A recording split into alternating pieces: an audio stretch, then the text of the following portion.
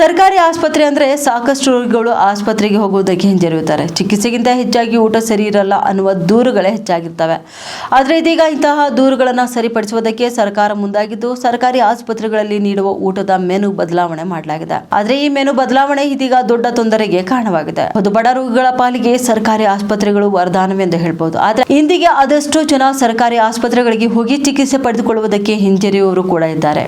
ಇದಕ್ಕೆಲ್ಲ ಊಟ ಸರಿ ಇರಲ್ಲ ಎನ್ನುವುದು ಕೂಡ ಪ್ರಮುಖ ಕಾರಣಗಳಲ್ಲಿ ಒಂದಾಗಿತ್ತು.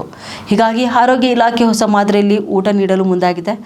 ಇಸ್ಕಾನ್ ಜೊತೆ ಒಪ್ಪಂದ ಮಾಡಿಕೊಂಡು ಒಳ್ಳೆಯ ರುಚಿಕರ ಊಟ ಕೊಡ್ತಿದೆ. ಆದರೆ ಮೊಟ್ಟೆ ಮಾತ್ರ ಊಟದಲ್ಲಿ ನೀಡ್ತಿಲ್ಲ. ಇದು ಈಗ ಹೊಸ ಗೊಂದಲಕ್ಕೆ ಕಾರಣವಾಗಿಬಿಟ್ಟಿದೆ.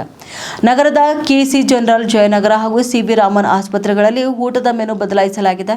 ಕಳೆದ 6 ತಿಂಗಳ ಹಿಂದೆಯೇ ಈ ಮೆನು ಬದಲಾವಣೆ ಮಾಡಲಾಗಿತ್ತು. ಆದರೆ ಇದೀಗ ಇದನ್ನೇ ರಾಜ್ಯದ ಮತ್ತಷ್ಟು ಆಸ್ಪತ್ರೆಗಳಿಗೆ ಆರೋಗ್ಯ ಇಲಾಖೆ ವಿಸ್ತರಣೆ ಮಾಡಿ ಆದೇಶ ಹೊರಡಿಸಿದೆ. ಇಸ್ಕಾನ್ ಜೊತೆಗೆ ಒಪ್ಪಂದ ಮಾಡಿಕೊಂಡಿರುವ ಆರೋಗ್ಯ ಇಲಾಖೆ ಆಸ್ಪತ್ರೆಗಳಿಗೆ ಇಸ್ಕಾನ್ ಮೂಲಕ ಊಟ ತಿಂಡಿ ನೀಡಲು ಮುಂದಾಗಿದೆ. ಆದರೆ ಈಗ ಮೆನು ಬದಲಾವಣೆಯಿಂದ ಪ್ರೋಟೀನ್ ಊಟ ಬದಲಾಗಿದೆ.